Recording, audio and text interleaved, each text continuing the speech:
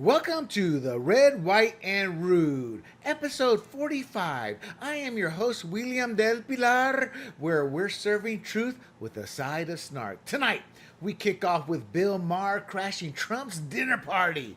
Spoiler alert, it's less cage match, more bromance. Then we're diving into the spooky, the cinematic, the streamed, and the pixelated. Think UFOs popping out of the ocean like cosmic corks. Minecraft outgrossing Hollywood's ego. Gina Carano giving Disney a legal wedgie, and Ubisoft stock tanking faster than a noob in a boss fight. And you know what, people? We've all been there. So grab your popcorn. This hour's ruder than a MAGA hat at a pride parade.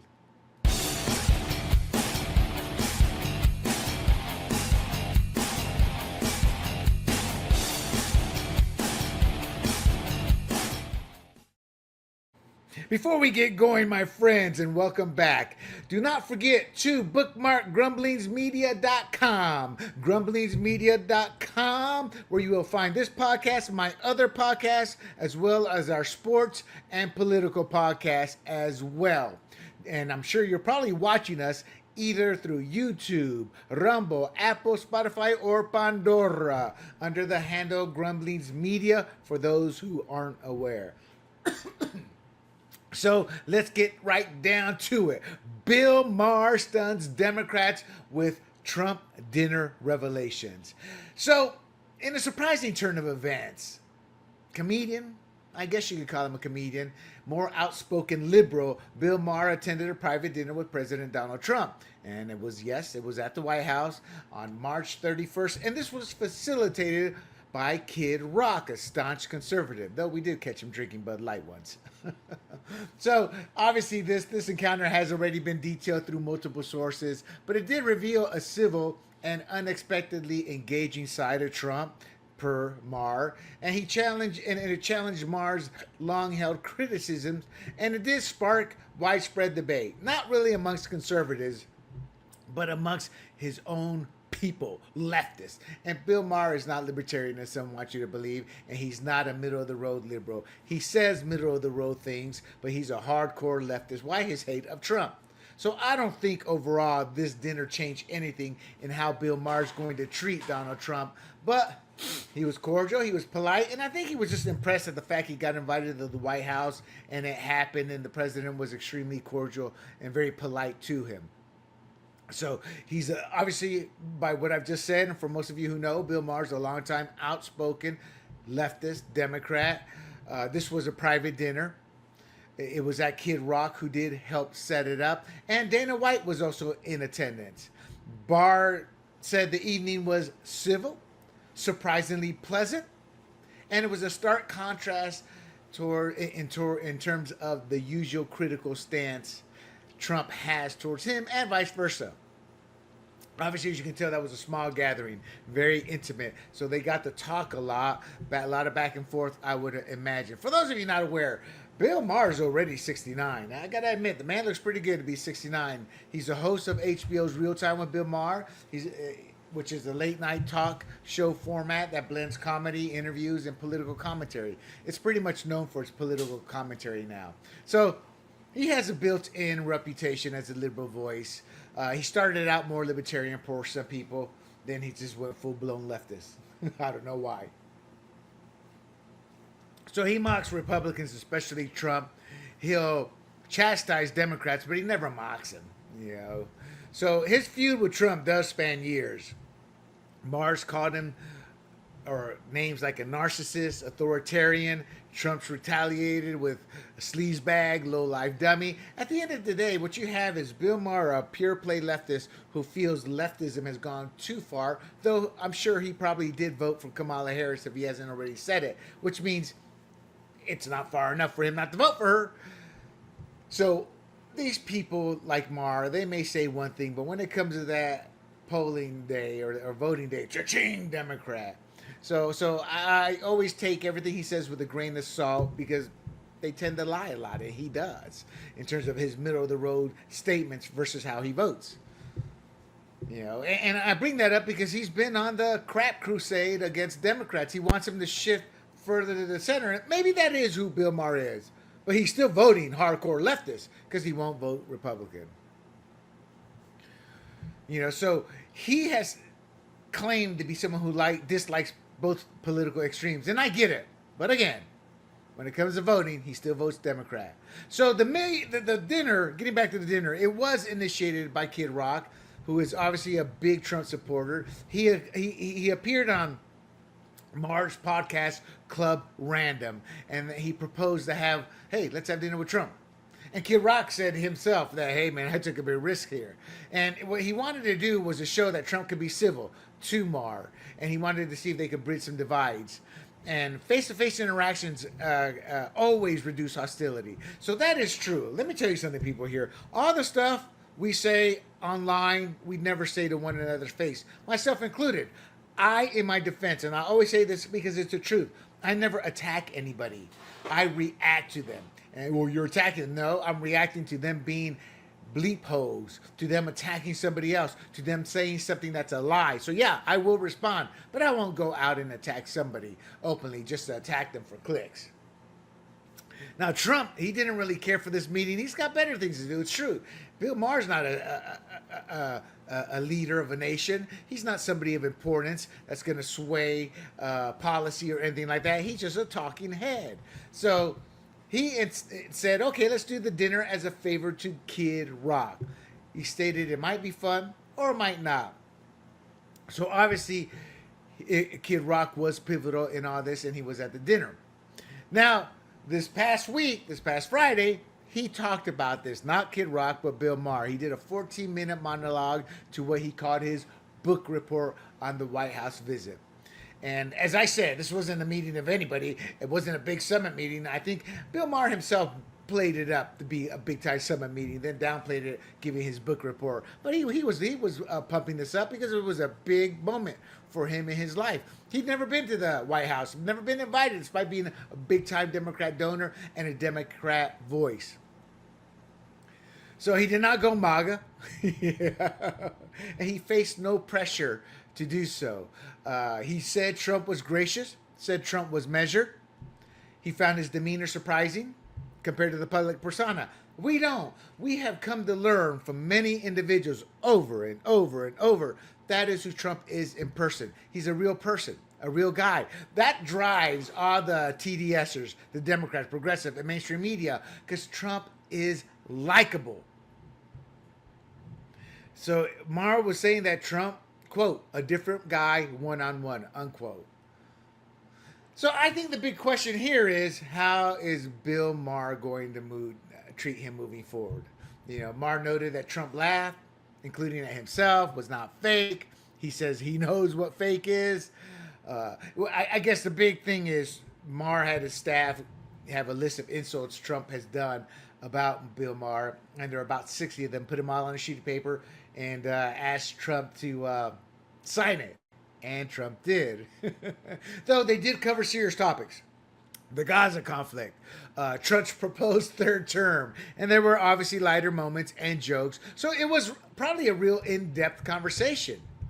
And Trump, true to his nature, will discuss anything. Why do I say true to his nature? People, when has Trump not taken a question from the mainstream media? Trump is the media every day, and the media is always knocking him. Yet he's front and center answering their questions. I wish Maher would have talked about that, but he didn't. He did say that Trump was willing to discuss anything. Quote, he's willing to talk about stuff, and that's better than giving 2.5-hour speeches into the wind. And that's Obama, Biden, 2.5-second. Joe Biden ice cream. Oh, Joe Biden will go down in history as one of the worst politicians in American history. So, Bill Maher did get out of this. Trump's open to dialogue.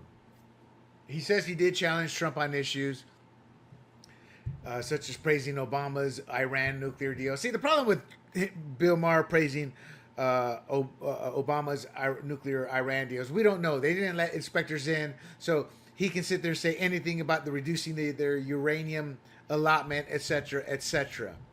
And that's what I would immediately push back with. Where's the proof? There is no proof. In fact, they wouldn't let our nuclear inspectors in. And in fact, when they did, it was obviously with so much notice, they cleaned up their mess and hid it. He did sit there and say that Trump was open to criticism, stating, quote, I criticized him to his face and he was fine with it. And he says that surprised him. I just think Trump is above all that. He's like, yeah, it's a little guy here. I'm dealing with world leaders now, this or that. So he loves the battle. He loves jabbing back and forth. But when push comes to shove, he's like, yeah, come on in. Because he was in Trump's domain. Now, I say Josh Rogan or something like that on the show that same night was saying, well, Trump was using it as a optics, etc., etc. Well, if that was the case, Maher's not stupid. He would have gone. Maher bit back at him. This guy Rogan, Trump could walk on water, and this guy Josh Rogan, whatever his name was on the show this past Friday night, would sit there and say, well, Trump's racist towards water. I mean, come on. So Maher did contrast Trump's engagement with other prominent figures he's met. He said Trump was more attentive, meaning Trump was into the conversation. See, what you get with President Trump is what you see on camera from the sense of the type of person he is. He'll take any question, he'll talk any issue, and that's what he did with Maher. He just did it in a polite, civil manner because they were right in each other's face, and there's a human decorum, and social media kind of destroys that. It has destroyed our thought process in what we believe in terms of how we view one another. It's different in terms of what we believe when we're behind the computer versus what we believe when we're in front of somebody. We don't believe anything, and we look at our own jaded responses, but when we're in front of them, we tend to believe, okay, we can talk, we can have dialogue.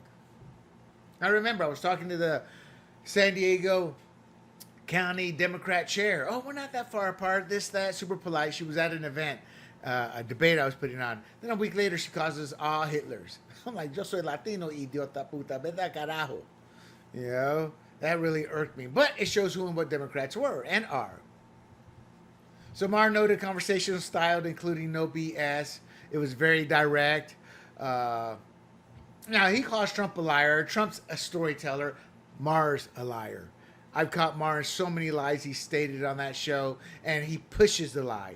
And when I say Trump's a storyteller, God, what comes out of his mouth is like a showman. That's what Trump is. When I want to hear Trump's policy, I'll go to Scott Bessent, Marco Rubio. I'll go to people in the cabinet who can voice the policy much better than Trump. But Trump is calling the shots. He said that he did receive hats from Trump, but appreciated that Trump did not ask him to pose in one. So what were Maher's takeaways, his reflections, his takeaways? He said he felt more comfortable talking with Trump than he would have with Obama or Clinton, despite voting for both of them. I wouldn't feel as comfortable talking to Obama or Clinton as I did with this guy. Think about that. Speaks volumes of the type of person Trump is. And Trump is much more self-aware than he lets on in public. Like I said, I know too many idiots who believe they're smarter than Trump. They truly do. In their hearts, they believe. I'm like, yeah, okay. I see how you're living your life. I see the decisions you made in your life. I see the business acumen you have. I see all of this, and you're none of that. This guy's brutally successful. Took X amount of dollars to turn it into $5 billion. Now, granted, you got to be ruthless, have a bit of sociopath at that level. That's not Trump. That's across the board. So, Maher says he still has concerns about Trump's administration. This was a positive step. Now, he's getting pushback from his own people. And let's be honest, that's expected. They want hate. Jimmy Fallon showed he had no cojones when they pushed back when he had Trump on. And he was saying the same thing that Maher was. And what happened? They ate Jimmy Fallon alive. He had no balls, no cojones. He's not really a man. He's not what you call a man, Jimmy Fallon is. Because anybody who buckles who bends the knee to morons, you're not viewed highly in anybody's book. We know how he makes love to his wife. It's called the Amazon position. So Maher did enjoy the evening. And he's not endorsing him. But maybe this will change how Trump is seen, from him when he talks about him. Now, Kid Rock, who facilitated all this, he was on Fox and Friends, and he went on other outlets as well. He said the dinner was, quote, weirdly awesome, and said, quote, could not have been better, unquote. So what he got out of it was how blown away Maher was by Trump's charm, his humor, how he engaged, claiming there's never been someone that's met the president who's walked away without saying, wow, what a great guy. They toured the White House. Trump took him on the tour. Trump played the host to the full abilities he had. They took him to the Lincoln bedroom. Saw a copy of the Gettysburg Address. He was joking. He was really hammering on Clinton. Maher was on the show. How about we took us to the Lincoln bedroom, the BJ room for, the Lincoln bedroom, the BJ room for Clinton. Oh, man. So some of the discussion talked about ending wokeness. Wokeness is not going to end as long as you have the Democrats and mainstream media tied to the hip. Talked about securing the border, which Trump has. And Trump asked about Iran and Israel policies. And I agree with Kid Rock. This dinner was an extension of an olive branch by Trump accepting it when Kid Rock initiated and putting it together. And the problem is we condone violence and the mob mentality, and that's how we see our country in two sides. The conservative sides who don't have violence, and the leftist side who will get violent, and then it'll be condoned by the mainstream media. Remember the friendly riots? So, but when you're a person actually talking, you tend to get along much better. And I think that's what Maher maybe, I don't look as an olive branch. Maybe that was a lifeline to this is how it should be. And maybe Maher would learn from that. But the audience was stunned. They probably thought that Maher was going to go off. I knew he wouldn't because of who Trump is. And Maher has respectability still. And he anticipated the backlash. He, quote, millions of liberal sphincters tightened up when he made the positive remarks about Trump. He addressed those critics, saying he was reporting exactly what happened and didn't care if it wasn't enough pure Trump hate for them. And he's correct. Again, Jimmy Fallon, Mr. Amazon position, Mr. No Cojones, Mr. Vajayjay. And I don't say that lightly. He seems like a very nice guy. But when he bent the knee after he interviewed Trump, this was back in 2020 or 2015 or whatever, years ago, he showed us who he was, a Vajayjay. Maher at least manned up. Spoke the truth, told people, F off if you don't like it. So Maher, he got pushback on the show that night, and he put the guy in his place and said, look, you don't have to like it. I told you wouldn't like it, So I don't think he liked this guy. I don't think he liked him at all. So Maher concluded with, quote, a crazy person doesn't live in the White House. A person who plays a crazy person on TV a lot does. He acknowledged this as, quote, fed up, unquote. Quote, not as fed up as I thought, unquote. This is the bottom line. It was a positive experience for him. Trump is more relatable than he thought, and he still remains critical of Trump's policies. And he underscored the importance of such interactions as what he had as a step forward. And he acknowledged Trump's willing to engage. So Maher's dinner with Trump underscores the potential for dialogue across political divides, even among fierce critics, if you Democrats are willing, because conservatives are always willing to go to the table. So while he remains wary of Trump's policies, Maher's experience suggests personal interactions can humanize opponents, offering a glimmer of hope for civility in a polarized era. My final take, though, personally, I think this was brilliant by Trump. I think humanizing himself to Maher as he did, showing who he really is, that's going to shape how Maher looks at him moving forward. And I think we're going to notice that. We will see that. He won't defend it, but when he sees other people just jumping all over Trump for this, for that, he'll acknowledge certain things, but he'll also push back. Look, people, right now, I hate to say it, but it's the Democrats that don't want dialogue. The Democrats that don't want peace. The Democrats that are full of vile hate.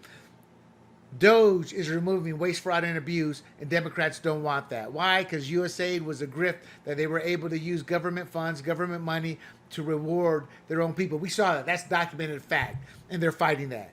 And if they're so concerned about climate change, why are they trying to destroy Tesla? Why? Because he's merely working for Trump, trying to rid us of waste, fraud, and abuse. So right now, it goes back to the BLM, all the riots, billions in destruction, people murdered. Wall Street, the Wall Street, I forget what it was called. Walk on Wall. Anyway, when they had their Wall Street, their big Wall Street years ago, woman rape, robberies, intimidation. This was a big old Democrat bloc. Occupy Wall Street. That's what I'm thinking. Bernie, a supporter, taking shots at the congressional representatives at the baseball field. The Trump assassinations. All this violence is coming from the left. Bill Maher was helping with that violence by the way he was talking about Trump. Maybe this can begin changing it because Bill Maher has a lot of influence. Maybe he'll get others to think. We can only hope. All right, the paranormal. Let's talk. So let's unravel 4 distinct stories that bridge the mysterious and the monumental, from cosmic enigmas to hidden structures, my friends. Extinct beasts reborn and ancient ruins revealed. So, I want to give credit where credit's due. I came across this at Total Pro Sports, The Hollywood Reporter, Daily Mail, and Archaeology Magazine. The first one is Tic-Tac UFOs rise from the ocean. So, Jeremy Corbell, he's a big... if you're into the UFOs and these Tic-Tacs and just...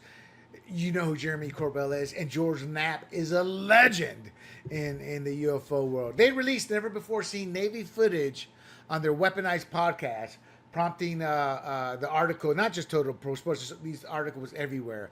And it showed Tic-Tac, which is nothing but UFOs, emerging from the Pacific Ocean off the coast of Southern California. This was captured by sailors aboard the USS Jackson. This was February 15, 2023, but the video's just now coming out. As you can see, there's a picture there of a Tic-Tac. Now, this is an anonymous combat information center where I worked at when I was in the military.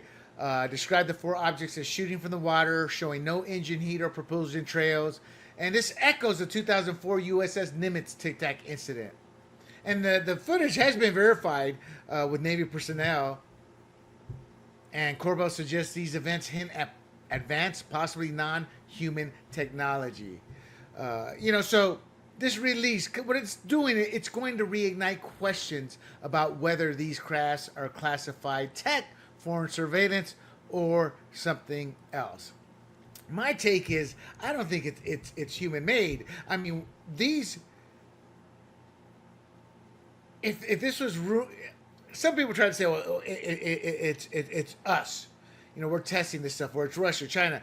I think we had this type of technology, it'd already be out there to protect our countries, or even to wage war if it was Russia or China. So we don't know what it is. Is it somebody else from another world? Is it somebody from another dimension? Is it a life form, humanoid that we don't know about, living beneath the ocean? We don't know. But we do know that the government has finally come out and said, we don't know what these are. And that's what makes this mystery legitimate. Keep an eye on this. I think the reason the government's making these public and allowing them to be made public is something's going to happen, or it's another way to get funding. Hey, we got to protect ourselves against these things eventually. Give us more money, more money, more money. I'm not kidding when I say that. And there's a lot of experts who back what I have just said. All right. Mysterious structures, Area 51's triangular tower. So Google Maps spotted last week this triangular tower at Area 51. It's and Area 51, for those of you that don't know, it's a U.S. Air Force Base in Nevada's desert. When Clinton tried to get some information out of this, the courts ruled against him, saying it was a national security issue. He did not need to know, the president. It's a 155-foot tall structure It was built between September 2005 and January 2006. Circular base, as you can tell, and may rotate, suggesting specialized function like radar testing or surveillance. Uh, they don't know what it is. Theories range from the mundane, an air traffic control tower or phase array radar, to the wild, a UFO docking station or a teleportation device. Now, there are a lot of scientists who believe now, because of the energy, the way our magnetic lines run throughout the Earth, that there are portals, they believe. They don't know what they lead to. History, legends of past civilizations point to portals, so who knows? You know?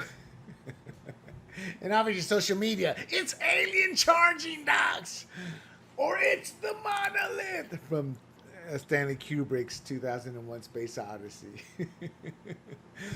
And what makes all these things go wild is that it's Area 51. It's a secret base. Some of the legends, the folklore is from 1989, Bob Lazar's claims of alien aircraft, and the government said, we never heard of Bob Lazar. And somebody shows a base directory, and there's Bob Lazar, So we don't know. But the point is the legend of Area 51 grows. All right. So let's go to Reviving the Past. Dire Wolves return. And there they are. If I'm correct, what are their names? I got them wrote down here. Romulus and Remus, two dire wolves. So, Colossal Biosciences, they're a Dallas-based biotech firm. They announced in April of 2025 a plan to resurrect the dire wolves, and they did. And they've been extinct for 10,000 years. They got famous. Most of us, especially that read the paranormal, we know what dire wolves is just from what's that? Oh my God, I am drawing a blank. Skinwalker Ranch. Back in the 80s, late 80s, a big old giant wolf that some people believe was a dire wolf took a bunch of shots from a magnum and barely phased it. Part of the legend and lore of Skinwalker Ranch.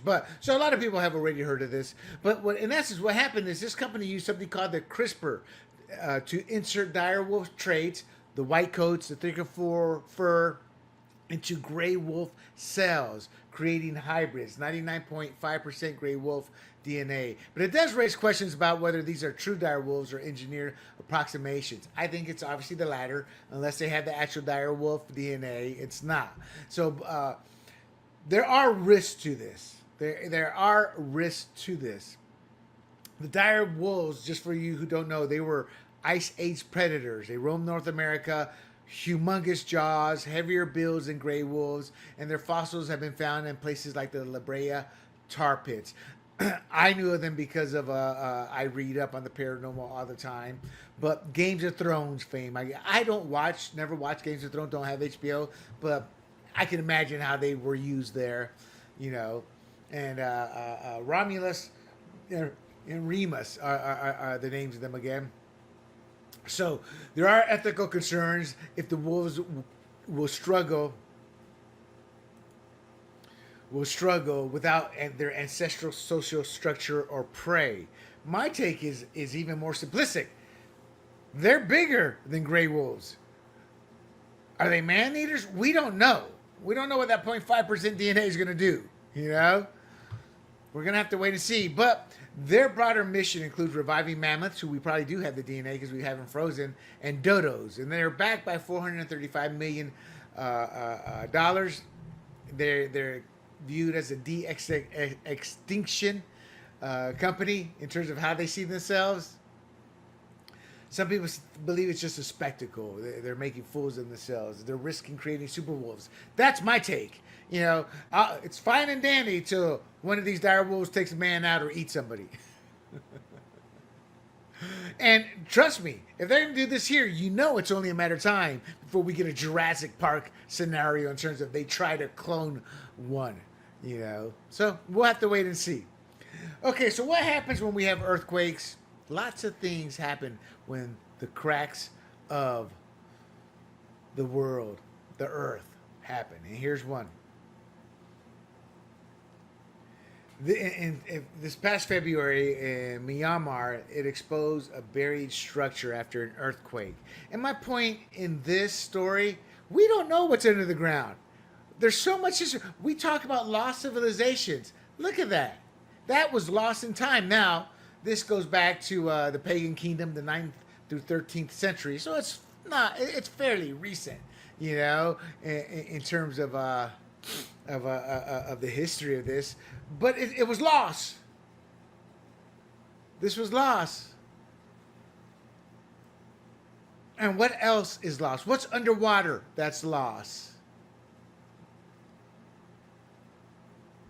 So this is a buried structure in Bagan. It's a UNESCO World Heritage Site. And as I said, it was from the between 9th and 13th centuries. This was likely a palace or temple from the pagan kingdom. And this is a lost piece of history. And Bagan was once the capital with over 10,000 temples, Buddhist powerhouse. Then the Mongol invasions came. And then seismic activity, an earthquake buried much of the glory. My point in this is, when they talk about lost civilizations, here's proof. This is proof. This also happened in 1975, and it showed a hidden mural. So Myanmar there's a lot of earthquake and seismic activity. Now, here's the other problem is, when you try to, archaeologists go in, they're going to be dealing with monsoons, political instability. So we don't know. This one here's more modern, but if we ever find a lost civilization like Göbekli Tepe or whatever, how do you pronounce that? Hold on one second. Göbekli Tepe was found in Turkey. They're saying it was purposely buried. If I'm correct, it's at least 12,000 years old. Let me see this on Göbekli Tepe. I want to say it's like 10,000 years old. Yeah, 12,000 years old. 12,000 years old. It's been abandoned for 9,000 years, purposely buried. There's some freaky stuff they found. They're not digging it out. They're waiting. It's come to a crawl. I think with some lost history, they don't want us to know what that history really is because it upends our traditional beliefs. And I don't say that as a paranormal reader or anything like that. Science is wrong. Archaeology is wrong. It's not always right. It's a lot of assumptions are made in those trades. So the Myanmar just proves there are civilizations that are buried under the sand. So, from whispers of alien secrets to shadows of lost kingdoms, baby, these stories weave a tapestry of wonder and possibility. At least to me, they do.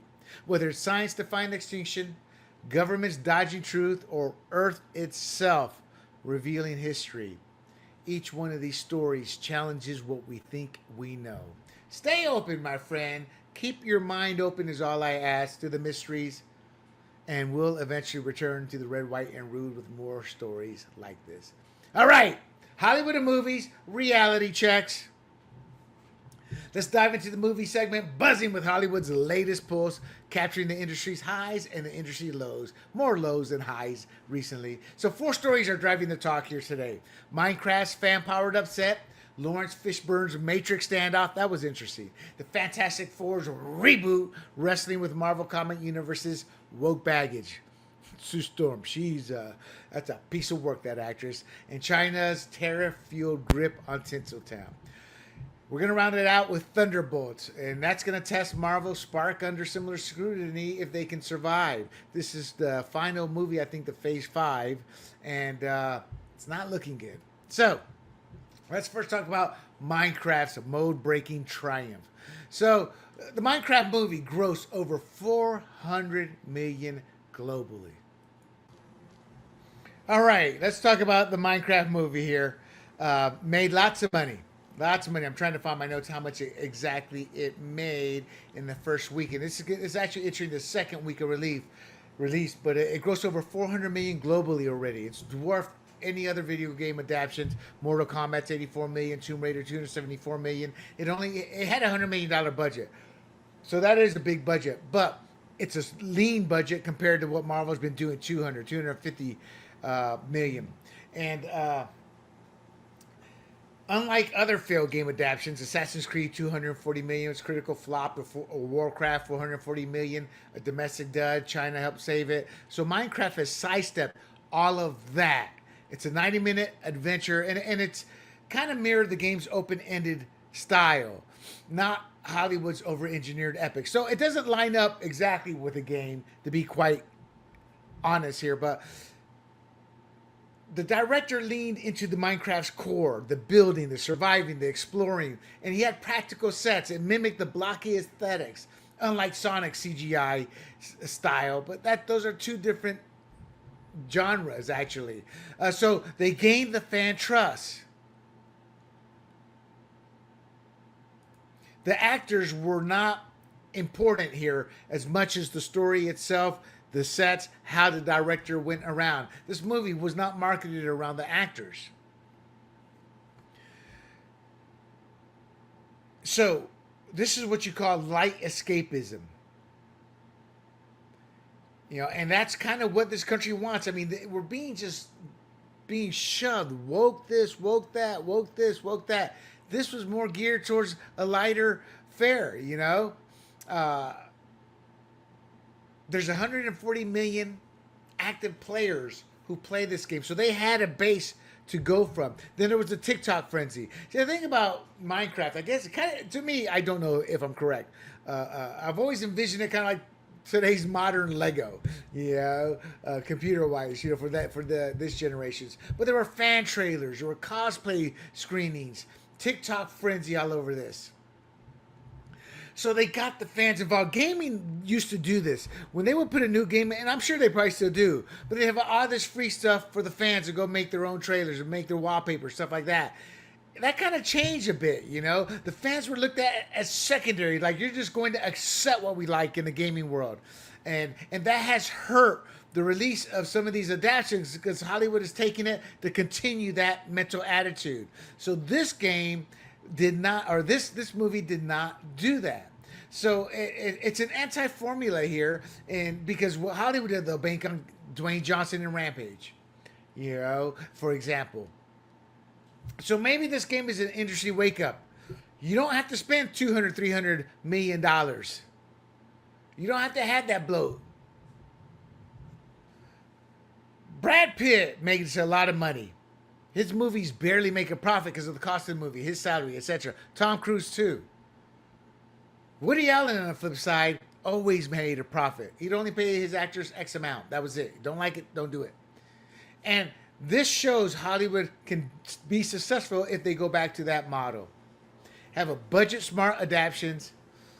Let's hope Zelda is the same way. So congratulations to Minecraft. I had to look. Let's move on to Matrix 5, Fishburne's Power Play. So, Lawrence Fishburne, in an interview, who plays Morpheus, he pitched himself returning for the Matrix Resurrections, but was iced out by Warner Brothers. And now he's guarded on his stance on the next Matrix 5. He's open to coming back, but he says Matrix 5 needs Keanu Reeves, Carrie-Anne Moss, and a script that respects the 1999 original's philosophical depth, not Resurrection's divisive, woke crap. I mean, my God. They made Neo a cuck in this movie, of a JJ, pajama girl, boy, whatever. You know, I saw The Matrix Resurrections. I couldn't resist it. I hadn't seen it. I wanted to see it at the theater. I didn't because I saw the bad reviews. So I saw it on a plane for free, thinking, okay, I'll check it here, and then I'll catch it on a big screen. It was so bad when it came to Netflix and I have a big screen TV. I haven't even watched it on there. That's how bad and poor that movie was. Yeah, Resurrections tanked with 157 million. The budget was 190 million. It only made 157 million. It needed 570 million just to break even using Hollywood's 3-time budget rule. Matrix Reloaded made 742 million. WB needs to get it together. Stop with the woke nonsense. Bring the original crew back. Have underlings under them, but they're still the stars. That's why we watched The Matrix, was for them, not to see a woke Carrie Ann Fisher or Carrie Ann, whatever her name is, Carrie Ann Moss become the star and Keanu Reeves. No, we watched because Neo was the one. So Fishburne's wariness reflects the broader fan distrust after Resurrection's debacle. They sidelined the core themes of The Matrix, the free will, the reality for self-awareness, the gags. You know, Easter eggs, I guess, is what people would say. Reboots are dicey. Ghostbusters, they've all been a joke. I think The Matrix 5 could succeed, but not if Hollywood thinks you're going to hand it off to a new generation who has no clue. It's like my favorite comedy, Frasier.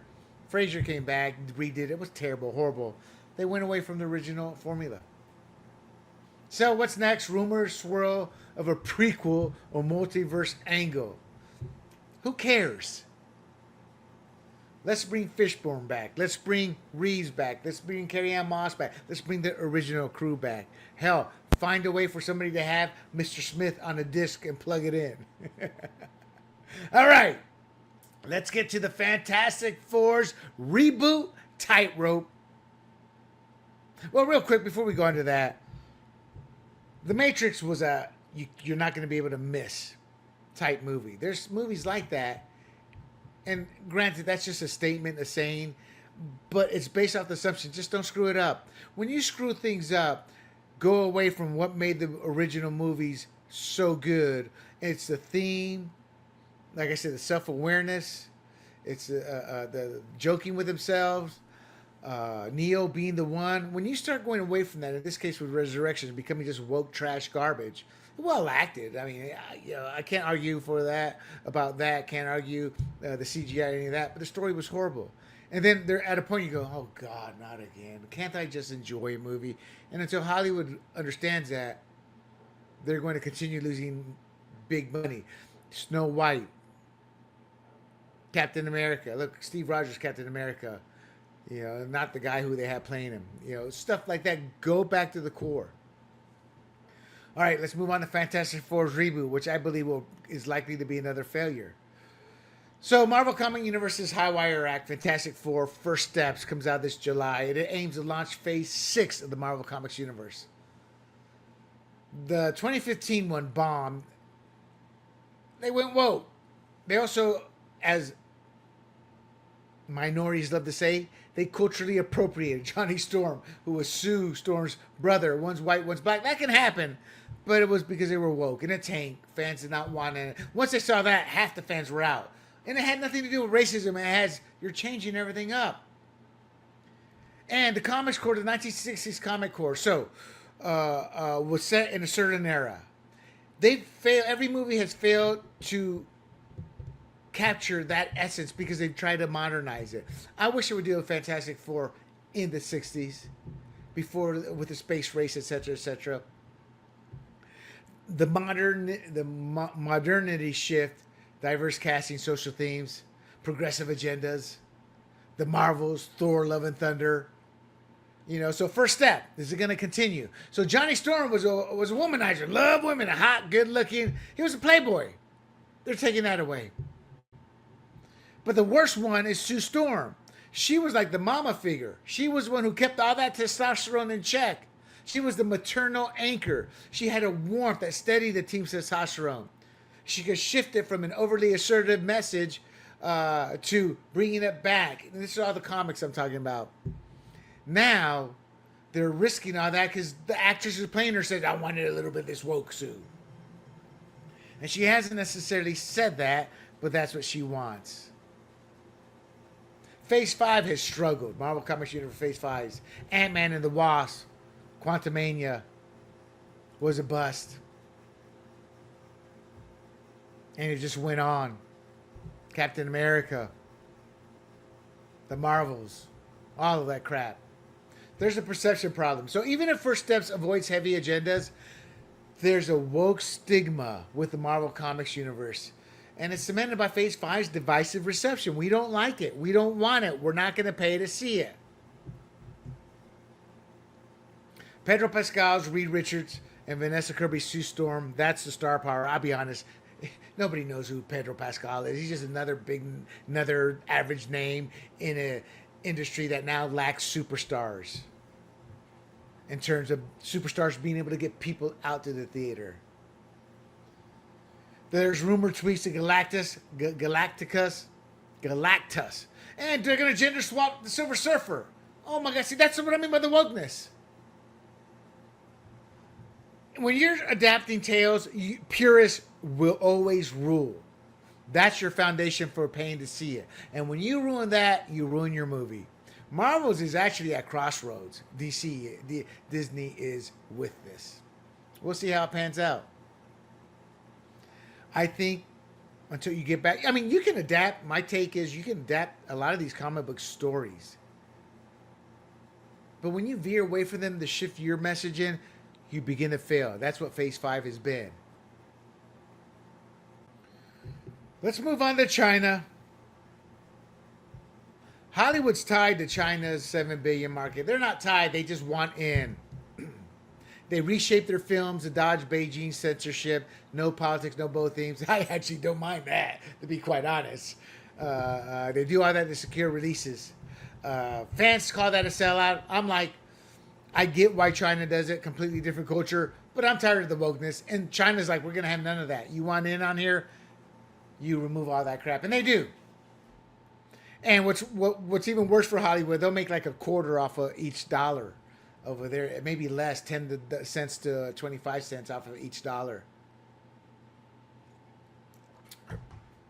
So how big could that $7 billion market be? And they're also competing against Chinese movies as well. So right now there's a tariff fallout. We all know about Trump's tariffs. Scott Besant's doing a marvelous job. Everything's going as planned despite what the mainstream media. China is actually the long-term goal here and to take down. So they have a renewed ban on U.S. films, and it's linked to the trade wars and tariffs hitting Chinese goods. Could lock movies out to China. You know, because they're going to retaliate via cultural exports like Hollywood. So what I'm trying to say is it's going to be harder for Hollywood to get their movies in there. China's purposely attacking this. They think they can drive a wedge between Trump and Hollywood. They don't realize there's already a Grand Canyon wedge there, and Trump doesn't care about Hollywood in that sense. So we'll see how this plays out. But right now, Hollywood is at risk because of this tariff wars for 10 to 25 cents on the dollar. $7 billion market doesn't mean they're making that. They're not. They're far from it. Back to what they do. You know, Hollywood. You know, they shove this crap down our throats. But they'll cut their scripts. They'll soften the edges. They'll scrub the subtext. They'll do whatever they can to pass the censors.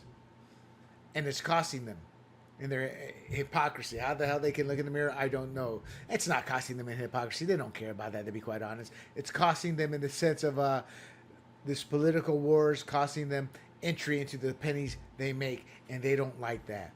Why? They need China's market. Their market here is failing. There was a time they would make 70, 80% of their money domestically, 25% globally. Now it's the exact opposite. Because domestically, we don't like the trash they're putting out.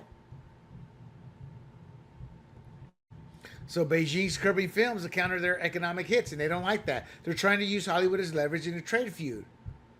It's not going to work. This is the battle you have no clue on, China. We don't care. Let Hollywood go broke. That's what I think. Now, Hollywood is dying right now. They're not dying. They're always going to be around. But in terms of the big money they've been making, the last 10 years have been, especially since COVID, it's been a nightmare for Hollywood. And they need those pennies from China. And this is really going to hurt. It's going to slash massive budgets. And I love it. I love it. Avengers Endgame, it earned millions there. It was not a woke movie. Is China looking to limit U.S. soft power? Yes. Pushing studios to align with narratives and state values? Well, that's kind of helping the woke agenda. So Hollywood's getting hit from all sides here. So Hollywood's at a fork in the road. Sanitize the films for China's box office or stick to their guns where they won't and have the market close to them. That's the setup they're in. But now with the potential blockage of these Chinese films, I mean of the entry into China, they're really screwed in an environment they can't control. China's going to war with the U.S. politically here, and Hollywood is a potential casualty. Again, I don't care. Hollywood can go die tomorrow. They don't even film a lot of movies or shows in Hollywood anymore. New Mexico, Georgia, North Carolina, in Eastern Europe. Because it's too expensive. So go broke. I don't care. The fact that y'all are going to become casualties of this war does not bother me one iota. Because every person in that industry is 99% of those people are leftists who would see me dead. I have no love for them. Do I want to see you lose your job? No, I don't. But I'm not going to sit there and look at you as like, oh my God, we got to protect Hollywood. Oh. It's kind of like a woman protecting her abuser. You're like, let it go. I'm letting it go. All right, let's move on to Thunderbolts. Marvel Comic Universe's gamble. So Thunderbolts, it's a 70 to 90 million expected domestic debut coming out this May. That's seen as a weak start. You know, and it trails Captain America Civil War's 179 million. It signals the continual cracks that are turning into chasms with Marvel's Phase 5 run. It's an anti-hero movie. You know, Sebastian Stan's Bucky Barnes. He leads Florence Pugh and David Harbour in what is seen or being called a gritty spy thrillers. That's a spin they're giving it. Very niche tone, they say. It's not a niche tone. We all love superheroes, even superheroes we're not aware of. But with a $300 million budget? Are you kidding me? There's also potential perception of being woke, whether it is or not. Every Marvel Phase 5 movie has had the wokeness in it or aspects of it. We are not sure about Thunderbolts. Its style leans dark and chaotic right now. However, some on social media are talking about woke trends, diverse cast, which we don't care about. We just want a good story. But the forced messaging from that cast, that's what we don't like. The Marvels, Thor, Love and Thunder, Captain America. Let's go keep Disney. Snow White. Every other Disney movie. Disney owns the Marvel Comics universe. So everything coming out of the Disney house is woke. And they talk a good game, but they still keep producing woke crap. But eventually, this billion-dollar empire that's called Disney, eventually shareholders are going to go, what the bleep? Ant-Man again? Perception is already built in. That's why I think just the thought that this movie may have cost $300 million. And even if they skip the heavy-handed themes, their woke reputation, fueled again by Phase 5's divisive reception, it's going to curb the buzz. Another Eternal style misfire. I mean, go back to the No Way Home. It's a simple, nice little story. Not $1.9 billion hit. The trailers don't really tell you what's happening either. It's pushing a lot of chaos. Like, okay, what's the story about? What's the upside? I don't call it an upside. But they're trying to tie to Captain America Brave New World, which will break even at best. So a flop could sink Marvel Comic Universe's slate. Fewer films, leaner budgets. That's good, actually, I think. That's what I want. I don't need woke. I don't need too many movies where the storylines are diluted with average. There's a lot of average and terrible writing. So now, if Thunderbolts fails, I don't think we're going to get a Blade movie that has been in development hell. Hell, I think you should just bring Wesley Snipes back as Blade, you know, with an older storyline, you know? He was popular. And there you have it, my friends.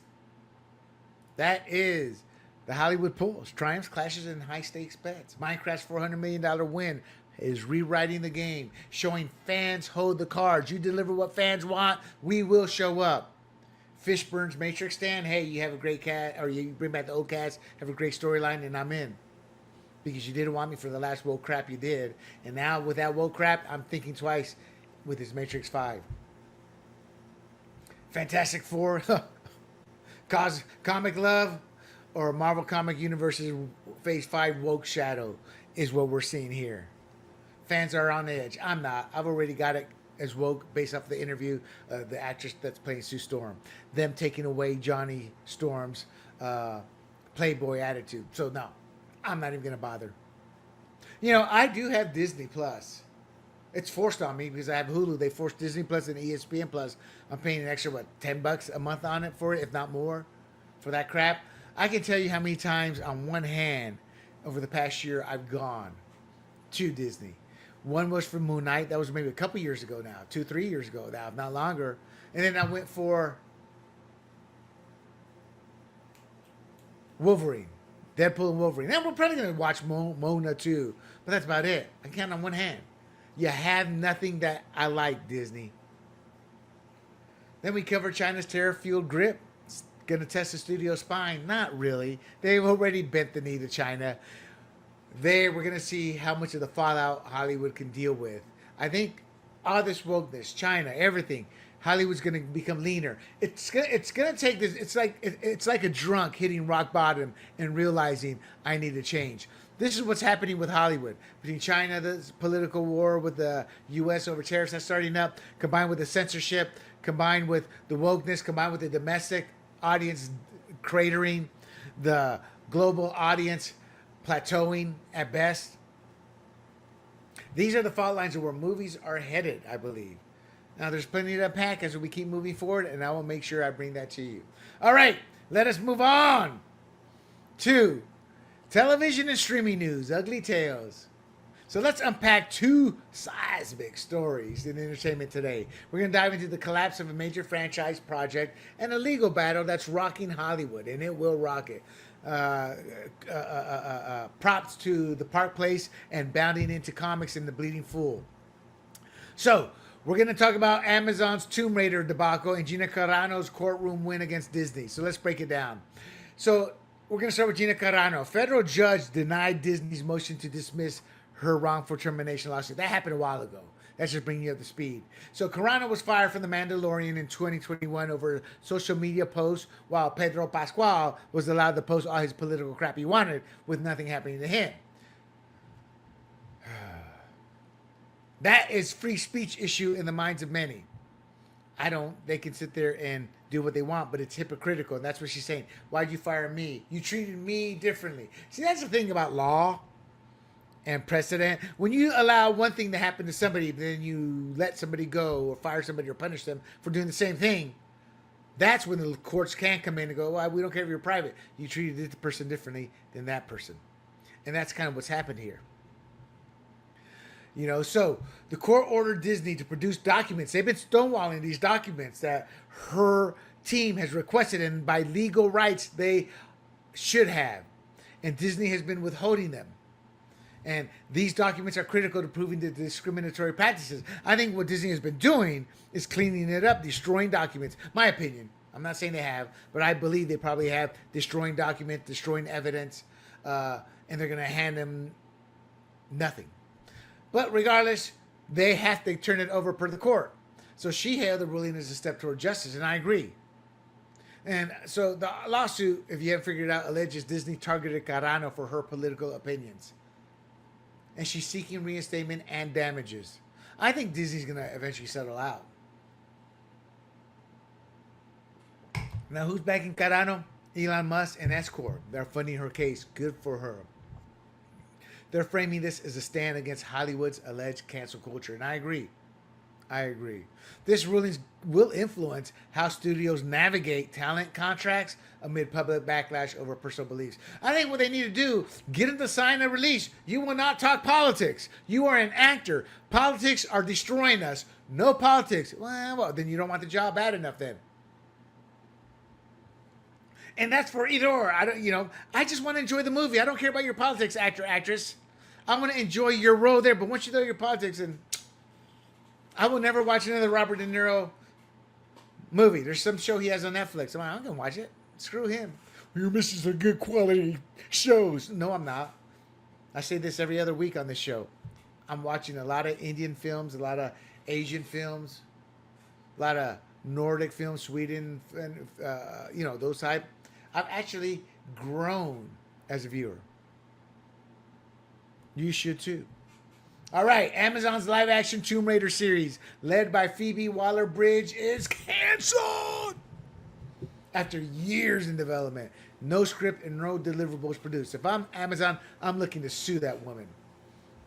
Why? It cost them an estimated $100 million, covering development and Waller-Bridge's deals. They got nothing out of $100 million. She's known for Fleabag and destroying the Indiana Jones final movie. $60 million 3-year deal contract, got nothing, and then renewals. No projects were completed. They renewed her deal in 2023 and November 2024.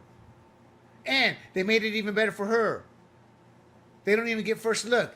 She can shop it to whoever she wants. Or something like that, meaning they don't have an exclusive rights. For all that money, those rights should be exclusive for the next 20 years for whatever she does.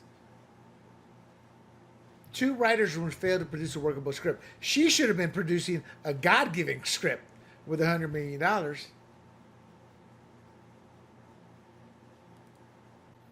You want to know the honest truth? The honest truth is we dodge a bullet. This is who they wanted to play the 2 women under consideration for the casting rumors. That said, nothing was finalized. Lucy Boynton. Does that look like Laura Croft to you? No, not even close. Like, come on, man. This Sophie Turner. Oh my God. At least we dodge a bullet, people. We dodge a bullet. Then there's Jennifer Salke, former Amazon MGA studio head. She championed Waller-Bridge's deals, and she's the one who extended the deal on her way out the door. I think that was a big FU to Amazon. I'm going to give your money away here. She exited early 2025 amid the project's collapse. I'm telling you, that's me. I'm taking Phoebe Waller to court. I'm taking her to court. I fall in line with some fans who welcome the cancellation. I don't have any, but I'm not a Waller-Bridges fan. I think she's overrated. She's part of the Hollywood elite. Who knows? I had no clue, but when I see her, I think Harvey Weinstein is how she kind of moved up. I'm not saying she did, but that's just what comes to my mind when I see somebody like her. I mean, Waller-Bridges, Vision, Turner, Boynton, no. Oh my God. So despite the flop, Tomb Raider continues with Netflix's animated series. There's a new game, and we will see it eventually, probably in the next couple of years in some form or fashion, coming back on as a television series or big movie. See, just adapt one of the games and you'd be fine. It'd be a massive hit, but you won't. You won't. You always have to put in your stupidity. Now, I have to admit the last movie, the big screen one, did kind of adapt aspects of the other one, and I enjoyed it. But it did not take with the audience. Don't have the big screaming budget. Understand what it is. But fine, it was the script writing was poor. I thought that's what killed that movie. And there's the post for today's streaming world. Gina Carano's legal win, forcing Disney to hand over critical documents, is huge. It keeps the fight for free speech front and center. Meanwhile, Amazon's Tomb Raider fiasco, $100 million down the toilet. Like a turd in a punch bowl. Nothing to show. It's a stark reminder of the risks of big budget bets. Or is it paying favors to friends? So these stories just shows the chaos and stakes of Hollywood's industry. All right, let's close it out here with the gaming industry. Woke strikes again. The video games industry is facing serious turbulence. We've got 2 stories, again, from Park Place that dig into the chaos. First, South of Midnight. That it's tied to Sweet Baby Inc., which is a woke studio that shows gaming studios what they need to do to be accepted by woke so they're not attacked. Kind of like what Jesse Jackson used to do in the 70s. Al Sharpton, Jesse Jackson. If you don't do as we say, we're going to have a bunch of minorities picketing in front of your corporation. Since there was no streaming, since there was only 3 ways to show this on television through networks, they had a powerful audience when the networks would cover it. That's kind of what Sweet Baby Inc. does in gaming. That's my opinion. So, South of Midnight is developed by Compulsion Games. It's a part of a Microsoft's family. It's a Microsoft studio, and the narrative consulting came from Sweet Baby Inc. So it just launched this past week with Steam Early Access. It's on Xbox Game Pass. Obviously, that's a Microsoft owned product. But it peaked at a measly 1,400 concurrent players on Steam. 1,400 people were playing it on Steam. It's a shockingly low number for a hyped Xbox exclusive. Exact sales are murky because GameBox it won't tell us in terms of early sales. But Steam's low turnout, analysts are estimating 15,000 units sold. I don't know if it's a AAA title. I don't think it is. It's more of an indie type. But you gotta have strong sales, and if it's Microsoft, there's money being put into it that's probably higher than most indies. Why did it fail? Well, most people think it's because of Sweet Baby Inc. Sweet Baby Inc. is a company that was founded in 2008 by an ex-woke Ubisoft writer named Kim Belair. Let me suck you dry in wokeness, or I will do everything to destroy you. And early on, they could. I can't remember the Chinese company. They tried to extort, and this is allegedly, $6 million from them. Oh, Black Myth Wukong, so their game would be accepted. Black Myth Wukong said, "No, no, no, no, no! You go somewhere out there, you little bigoted Sweet Baby Inc." And they said no. 20 million units sold in a month. Sweet Baby Inc. destroys games. She supposedly, Kim Belair supposedly, now this is just my opinion. I don't know if it's true, but this is my research. But I also look at the results of the games they've worked on and their sales. But she supposedly specializes in authentic storytelling. I disagree. But what I don't disagree is she emphasizes diversity, equity, and inclusion, DEI, to the point games fail. Because most people like myself, we're not going to buy that crap. She's had flop Suicide Squad, Kill the Justice League, Flintlock, The Siege of Dawn, all kinds of other games as well. So, part of South of Midnight's failure that many believe is on Sweet Baby's influence.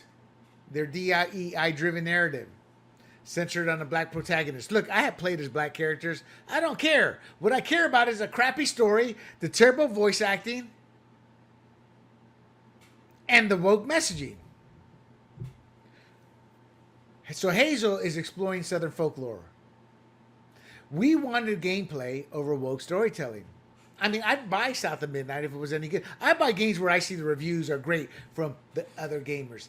I don't buy them from magazines, whether Game Informer or Game Rant, PC Mag, Gamer or whatever.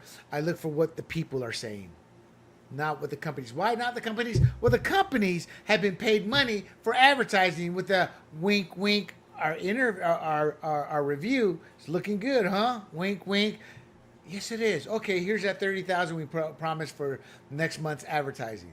That I've seen that firsthand in the magazine industry, not gaming, but in other industries, and I've been told that by publishers. So a Steam review cited preachy dialogue and clunky mechanics, and they quit after 90 minutes.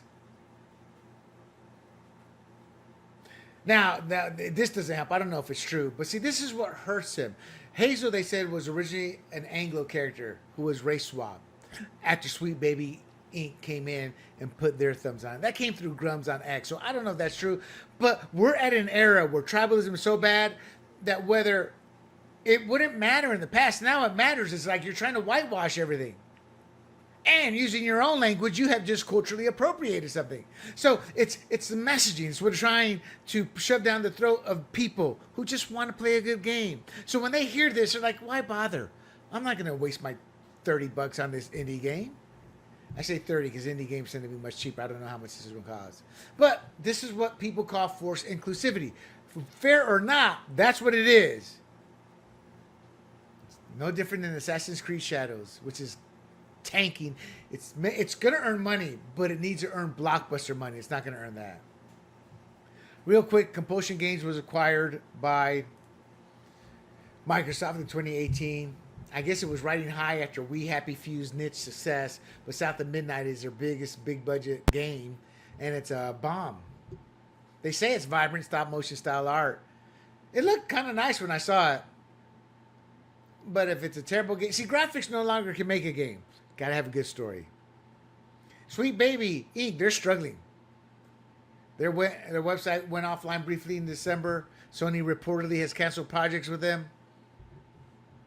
Former employee Kazuma Hashimoto claims developers now avoid ex-Sweet Baby staff because of fan backlash. Now, they have their supporters. They have their bigots and the racists supporting them. They're calling these people trash. Pikachulita, part of Sweet Baby's community manager, calls gamers bigots. That's not going to help sales. You can't attack your base. You attack me, I'm not going to buy your game. Why would I buy something to support you if you look at me like a moron? I'm not going to waste my money. This flop will probably likely shut Compulsion down because Microsoft been shutting their studios down rather rapidly as of late. I also believe Sweet Baby's days are numbered. All right, let's move on to the final topic of the night. Ubisoft stock crashed below $10, $11 this past April. 85% plunge. $10.60. They were once worth $84.80 in 2021. Their market cap is about $1.8 billion, where it was originally $12.2 billion. Dire sign. Debt's crushing them. Net debt of $1.2 billion. This is an IFRS net debt. That's their cash reserves, I think, I'm looking at my notes here, are about $933 million, barely covering operations. Revenues tanking. 23-24 brought in $2.4 billion, but the second quarter of 24-25 fell to $348 million, down 31.5% year over year. Employee costs alone hit $747 million. $791 million. That's unsustainable without big hits. Ubisoft's been bleeding since 2020. Flops like Skull and Bones, supposedly 650 to 850 million in USD costs. Minimal sales. Star Wars Outlaw, weak sales. Pan with all the bugs, with the ugliness of the characters. X-Defiance shut down this past December. 300 layoffs. They're dying. It's fan alienation. Ubisoft's DEI push, specifically, especially Assassin's Creed Shadows. Every protagonist in their Assassin's Creed franchise has been somebody from that country. They made it a black samurai who was never a black samurai. Then they tried to tell the world, no, he was a black samurai in real life. We're historical. Then when they were busted with all lie after lie after lie after lie, oh, no, can't y'all, this is a game. Why y'all looking at us for truth? See the hypocrisy? There's no trust with them. An Ubisoft Japan trailer got a 70% dislike. Layoffs are rampant. Ubisoft Leamington, they just closed their doors. Studios in Dusseldorf and Stockholm are facing cuts. A restructuring is planned for July 2025. Jobs are going to go. That's what that means. They're going to try to do everything to dodge bankruptcy. Tencent circling their drain. They've got a new subsidiary because of Tencent. Shareholders are suing to renegotiate because of the subsidiary.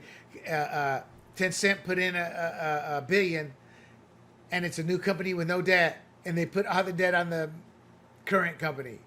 So even though they own the subsidiary, it's kind of like a little bit separate. And Tencent's going to eventually force this buyout, force Ubisoft to sell, which is what I think the founders want. And the founders need to step back, Guyovom, or whatever the hell their names are. Just bad decision after bad decision. Now, in their defense, they're mirroring wider trends that we're seeing with other woke companies, EA and Activision Blizzard. They've also cut staff. Gamers have ditched bloated AAA titles, shoving woke messages down. We're going to indies or live service games that don't send this type of crap message.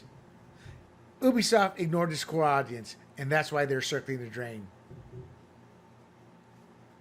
So if Assassin's Creed completely flops, meaning it's going to make money, but if it doesn't make the money they need it to make, they're done. They're probably going to see insolvency by 2026. especially with 18 million in bonds due soon. You know, Ubisoft's a sinking ship.